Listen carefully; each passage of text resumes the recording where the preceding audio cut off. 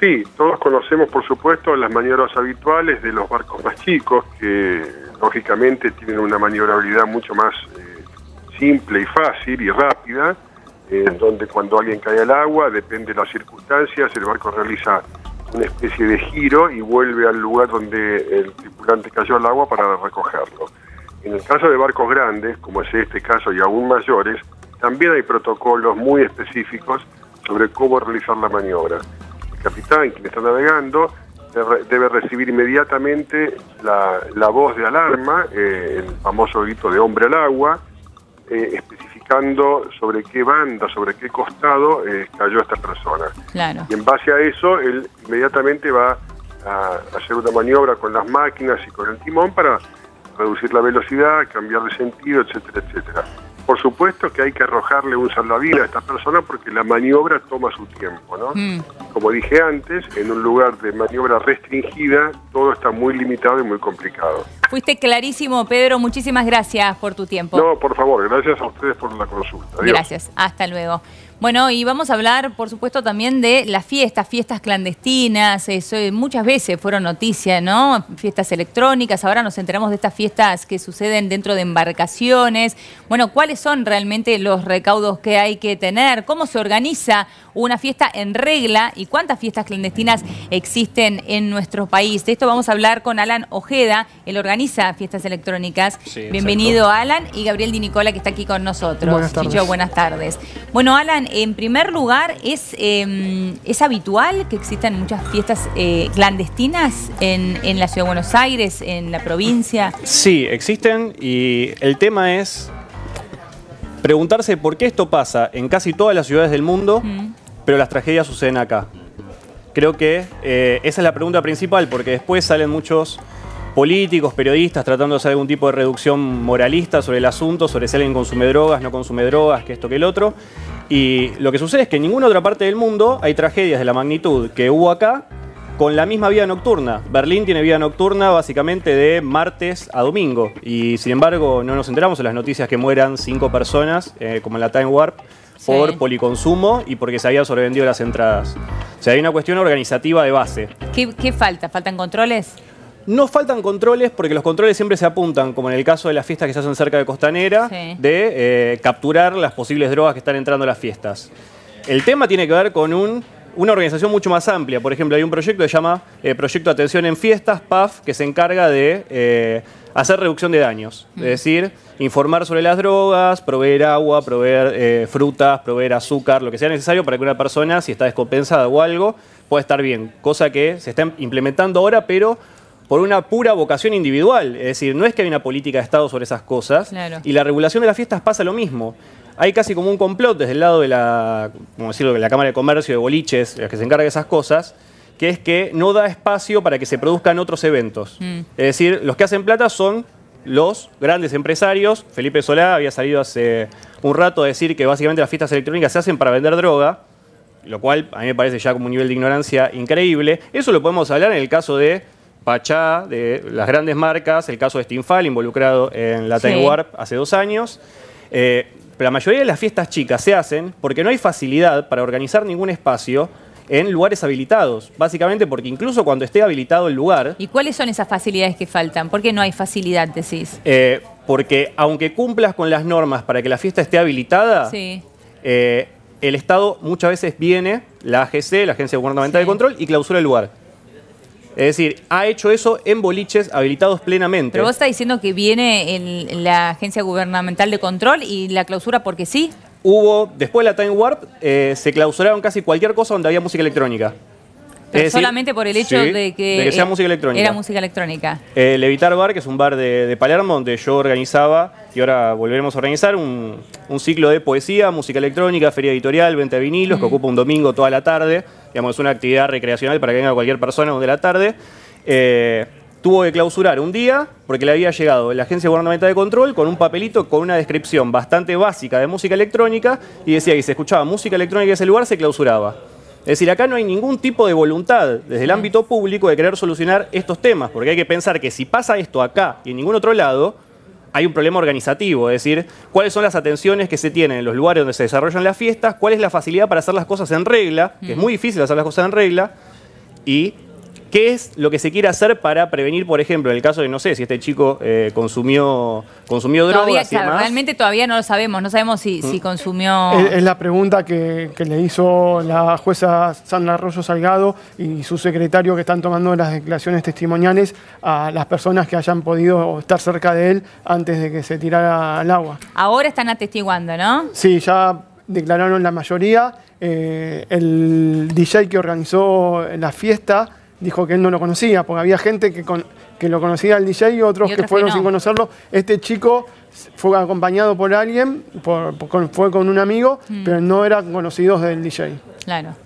Bueno, esto que está agregando Gabriel es importante porque realmente en este caso no sabemos si este chico había consumido o no drogas, si había consumido o no alcohol. Uno puede suponer que no estaría en sus cabales porque si no, no se tira a esas horas de la noche solo al río Luján, ¿no? Lo otro que están averiguando los investigadores es saber si en algún momento había tenido algún problema de depresión, si había tenido algún otro problema de salud que lo llevara a tomar esa decisión. Lo cierto es que lo que dijo un testigo por el momento es que en el momento de arrojarse al agua hizo alguna referencia a su hija. Él tiene una hija pequeña y dijo algo de la hija, lo poco que llegaron a escuchar las personas que estaban más cerca de él.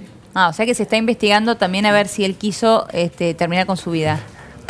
Es una de las hipótesis, son varias las hipótesis hasta que no se puede, no se... Claro, tenemos que esperar a ver qué es lo que determina. Sí, es las averiguaciones que se hacen normalmente para saber si él tenía algún problema que lo haya comentado con alguien que lo tuviera en algún estado de depresión. Tal cual. Ahora, Alan, volviendo al tema de la organización de las fiestas y demás. Vos hace un rato mencionabas Time Warp, que todos recordamos muy bien, la tragedia y todo lo que sucedió allí. A partir de esto, ¿las cosas cambiaron para bien, cambiaron para mal? De nuevo, cambiaron para bien a nivel de iniciativas individuales. Por un momento empezó a gestarse un proyecto que se llamaba AME, Asociación de Música Electrónica, buscando una regulación específica para fiestas electrónicas y los pequeños eventos. Porque no es lo mismo organizar una fiesta en un boliche donde se juntan 6.000 personas que un ámbito para 200. Claro. En un lugar pequeño donde vos no puedes estar pagándole a paramédicos, emergencia, como pasa con la Time Warp. Imagínense que si en una fiesta multitudinaria donde había 23.000 personas y tenían que entrar 13, había solo 2 o 3 ambulancias, no me acuerdo cuánto había. Lo que puede hacer una persona que en general casi no gana plata. Es decir, cuando se organizan los pequeños eventos, nadie está ganando un peso. Porque básicamente entre que se alquila el lugar, se alquilan las consolas, se hace toda la publicidad, se diseña lo que se tiene que diseñar, la inversión es proporcional a lo que entra de las entradas, que encima es muy menor a las entradas que están en los eventos masivos. Sí. Hoy en día, si se ve el precio de una entrada de un evento con DJs internacionales y sobre todo masivos ahí en la zona de Costa Salguero, llega más allá de los 1.000 pesos. Ahora, cuando hablamos de una fiesta, lo que se considera underground o de producción independiente, las entradas son 100 y pico de pesos, etcétera. Es decir, solo cubre gastos, no hay nadie haciendo plata ahí. Y hay muchos DJs que, digamos, son los que comenzaron esta movida en los años 90. Miguel Silver, Diego Cid, que hoy básicamente trabajan en distintos clubes de la ciudad, pueden dar cuenta de eso. O sea, hay una cuestión de iniciativa individual, de querer, por ejemplo, incluso cuando se hace la reducción de daños, es totalmente particular, un grupo de personas que decide vamos a ayudar a la gente que está ahí y no hay una política de Estado y no se quiere regular la situación de seguridad de las fiestas. Claro, o sea, vos decís que justamente como no está esta política de Estado, no está el marco dado para que estas fiestas pequeñas se puedan llevar a cabo por las vías legales, entonces es que suceden de manera ilegal. Sí, básicamente tiene que ver con un ida y venida con la ley. Es decir, cuando se produce una fiesta así, posiblemente el dueño del local le diga que el local está habilitado para hacer una fiesta, esa persona paga, el que se tiene que hacer responsable después de la fiesta es el que alquila el local. Ahora, lugares hay un montón en Buenos Aires, solo que se van cerrando y lo único que empieza a quedar como disposición única son los espacios centrales de la noche, que son los que terminan acaparando toda la oferta. Claro. Entonces se produce una puja muy grande entre los proyectos independientes que quieren conseguir un lugar y los que ya quieren juntar a toda la clientela que, digamos, la asumen como fija. Pero después, digamos, hay toda la voluntad es individual. No hay una voluntad de Estado por tratar de regular esto. Lo único que se hace en un caso de crisis, como pasó hace 2 años, es automáticamente pasar a la censura. No hay una reflexión. Pasó con Cromañón en su momento también. Claro, tal que cual. se suspendieron todos los shows musicales. Bueno, pero también Cromañón vino a cambiar muchísimas cosas. esa tragedia que fue la primera una tragedia reacción, que marcó un antes y un después, vino a cambiar muchísimas cosas. Uno tiene que aprender de esas cosas, Totalmente, totalmente. Pero la primera reacción fue suspender durante meses cualquier tipo de show musical. Sí, es cierto. Y bueno, con Time Warp pasó exactamente lo mismo, tal cual. ¿Cuál es el rol que juegan las redes sociales en este tipo de fiestas, ¿no? Porque uno, bueno, en este caso vemos que la cantidad de gente que fue, en realidad yo no sé si superaban o no la cantidad de gente que estuvo en el barco, la capacidad máxima del barco o no. En principio fueron 165 y creo que tenía capacidad para 190 y pico, ¿no? Sí. Bueno, o sea que en este caso... Y estaba habilitado para fiestas, según pudimos confirmar en la Municipalidad de Vicente López, porque el barco zarpó desde Olivos, o sea, la habilitación, los trámites los hizo en Vicente López. Sí, de hecho se alquila habitualmente para fiestas, ¿no? En la habilitación tenía todo bajo regla, estaba todo bajo control. Muy bien, porque recién vos recordabas lo que pasó en Time Warp, que realmente la capacidad del lugar estaba superado 2 o 3 veces más, y muchas veces el rol que juegan las redes sociales en esto es un rol contrario al que se quiere, ¿no? ¿Cuál crees que es el rol? Esto suena casi paradójico, pero en general los que tratan de evadir la ley son los que más plata tienen y más capacidades tienen para organizar. Ahora, todas las agrupaciones independientes que tratan de gestar un evento, tratan de tener todo en regla lo más posible, porque si ellos se mandan un moco, no tienen un abogado millonario para defenderlos. Es decir, nadie más que la gente que se encarga de la cultura electrónica quiere que un evento se desarrolle con regularidad, bien, termine bien, no haya ningún problema de salud, no termine nadie muerto, todos la pasen bien, esté todo bien organizado. Ahora, la gente que monopoliza ese espacio, como sabe que lo monopoliza, puede hacer lo contrario. Y después por influencias de poder, económicas, políticas, todas. Las redes sociales básicamente son el punto principal de difusión de las fiestas. Eso no se puede negar, pero porque hoy en día no hay otro espacio de comunicación masivo. Claro. Antes que yo, en Berlín, en Inglaterra, lo que se hacían eran los flyers que se pegaban en todos lados. Hay carteles en toda la ciudad, pero básicamente el punto de difusión es Internet.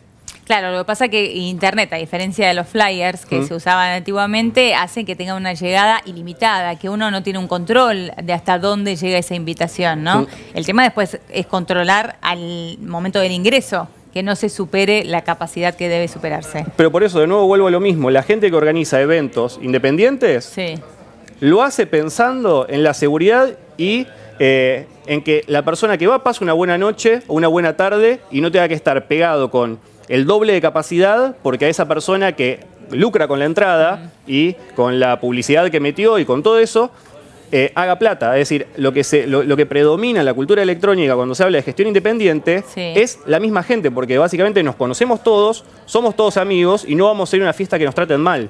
Yo dejé de ir a grandes fiestas, de hecho, cuando fui a cubrir Time Warp, desde el momento en el que entré dije, esto va a ser un caos. O sea, desde el momento en el que entré. Y sucedió básicamente porque ya estaba excediendo, desbordaba la gente por donde pasara, no había posibilidad de respirar, no había ningún lugar de aire, etcétera.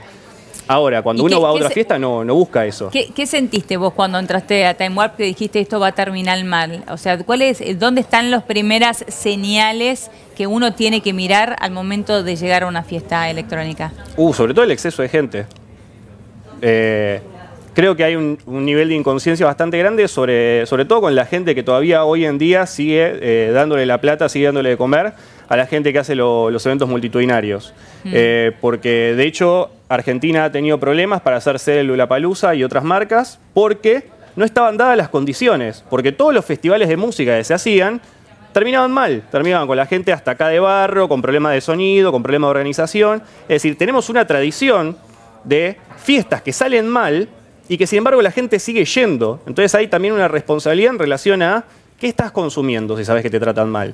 ¿Qué estás consumiendo si sabes que no te están cuidando? También está el error de creer que cuando es una fiesta multitudinaria, que se anuncia en el medio de comunicación y demás, la confianza es mayor. La verdad es esa. O sea, tampoco podemos echarle la culpa a la persona que va a la fiesta. No, obvio que no. Porque cualquiera quiere pasarla bien. Claro. Cualquiera quiere pasarla bien, pero confía. Sobre todo si tiene un respaldo tan grande. Pero pasa algo acá que no pasa en otros países, es que no hay una construcción cultural en torno a la electrónica. Es decir, llegó un momento en la producción electrónica argentina que derivó en un producto comercial muy grande, incluso con una diferencia de clase. Es decir, la mayoría de la gente cuando habla de música electrónica suele decir que es gente de clase media alta, que hay que tener determinado poder adquisitivo para llegar, para pagar las entradas, incluso para consumir drogas. Está asociado a eso. Ahora, en cualquier otro país, las entradas son precio accesible para cualquier persona, convive todas las personas de todas las clases de cualquier forma.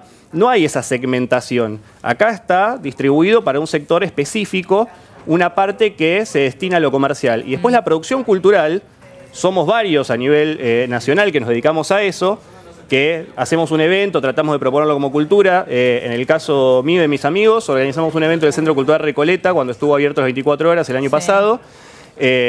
Lo mismo, con poesía, venta de vinilos, libros, etcétera. Y eso no se aprecia, pero tampoco se le da lugar a la música electrónica en los medios ni en la cultura para poder discutir esto. O sea, siempre es tratada por la tragedia. Vos estás remarcando mucho esto de desde las 2 de la tarde, música con vinilos, poesía y demás, porque generalmente es cierto que el prejuicio existe de que la música electrónica está asociada a altísimas horas de la noche hasta la madrugada y asociada a la droga también. Ese prejuicio existe. Es que no hay género musical que no haya estado asociado a la droga. La música psicodélica de los años 60 era el LSD. No, pero en este caso sobre todo porque son muchísimas las horas que se están en una fiesta electrónica y que uno supone que ningún cuerpo puede aguantar tanto tiempo. Yo conozco mucha gente que no consume ningún tipo de drogas o en algún momento las consumió y las dejó y sin embargo aguanta jornadas y llega un momento de última no exige el cuerpo y se va. Pero esto pasa en cualquier lado, o sea, cualquier parte del mundo. Digamos que una noche en Alemania puede arrancar a las 12 de la noche y terminar a las 2 de la tarde del otro día, como normal. Ese es el circuito básico de cualquier club y sin embargo no están sucediendo esas tragedias. ¿Qué es lo que pasa entonces? ¿Somos nosotros el problema? ¿Es la forma en la que se organizan esas fiestas? Porque al parecer el factor drogas no es el problema, porque allá se consumen tantas drogas como acá.